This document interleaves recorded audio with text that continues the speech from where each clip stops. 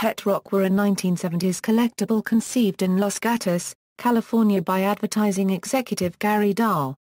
Development: in April 1975, Dahl was in a bar listening to his friends complain about their pets. This gave him the idea for the perfect pet rock. A rock would not need to be fed, walked, bathed, groomed and would not die, become sick, or be disobedient. He said they were to be the perfect pets, and joked about it with his friends. Dahl took the idea seriously, and drafted an instruction manual for a pet rock. It was full of puns, gags and plays on words that referred to the rock as an actual pet. The original had no eyes. Marketing: the first pet rocks were ordinary gray stones bought at a builder's supply store. They were marketed like live pets, in custom cardboard boxes, complete with straw and breathing holes for the animal.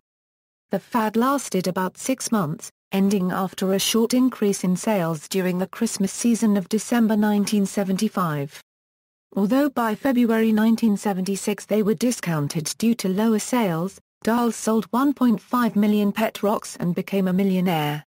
A 32-page official training manual titled The Care and Training of Your Pet Rock was included, with instructions on how to properly raise and care for one's new pet rock.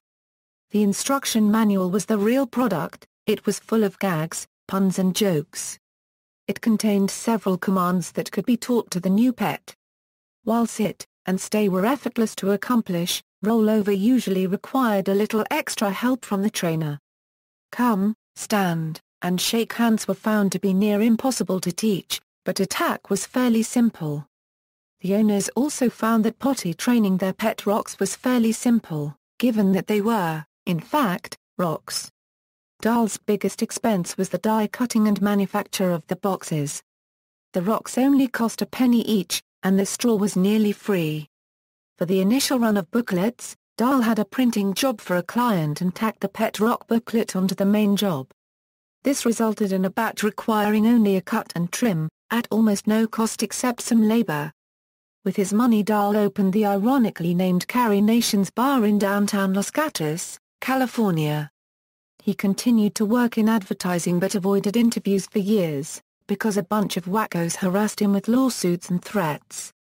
Dahl said in 1988, "Sometimes I look back and wonder if my life wouldn't have been simpler if I hadn't done it."